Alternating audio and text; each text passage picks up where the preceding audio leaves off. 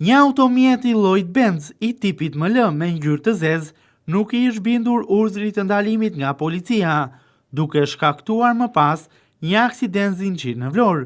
Në përpjekje për t'u larguar, ai ka goditur 2 makina, duke përfshirë edhe një mjet të policisë së burgjeve, të cilin e kanë nxjerrë nga rruga.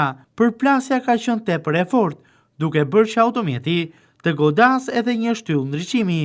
Në vendin e quajtur rrethi i Çoles, automjeti Mercedes-Benz me drejtues shtetasin KL ka përplasur automjetin e markës tip Toyota me drejtues shtetasin RS. Më pas drejtuesi i automjetit Mercedes-Benz është larguar nga vendngjarja dhe në rrugën Gjergj Kastrioti në afërsi të vendit të quajtur Vola ka përplasur edhe automjetin e Lloyd Ford me shtetasen AH, e cila më pas ka goditur një shtyllë ndriçimi duke marrë edhe plagë në trup. Ajo ka shkuar për ndihmë mjekësore në spital dhe raportohet fatmirësisht jashtë rrezikut për jetën. AH është punojse e IEVP Vlorë. Më pas, drejtuesi i cili ka qenë i dheur në timon është arritur të ndalohet pas më tepër se 60 minutash ndjekje nga policia e Vlorës, teksa nga kryerja e testit të alkoolit rezultonte në gjendje të dheur në masën e 1.25 mg dhe testi i dytë 1.29 mg.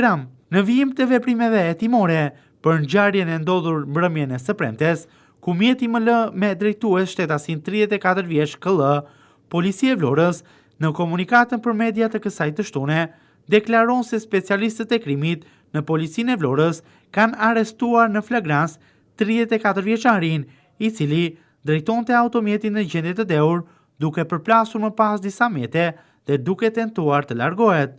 Madje, ky shtetas gjatë tentativës të largimit nga policia ka rrezikuar edhe jetën e efektive. Gjatë hetimit, rezultoi se përpara se të largohej me automjet, ai kishte dëmtuar dhe ekspozitorin e një lokali në lagjen 1 Maj. Pas shoqërimit të tij në polici, u krye arrestimi për disa vepra penale, ndërto shkatërimi i pronës, kundërshtimi punojësve të rendit publik, mosbindje ndaj urdhrit të policisë, largim nga vendi i aksidentit, shkelje e rregullave të qarkullimit rrugor, si dhe drejtimi i automjetit në mënyrë të parregullt. Materialet i kanë kaluar tashmë prokurorisë, e cila do t'jap edhe verdiktin final për shtetasin dhe ngjarjen në fjalë.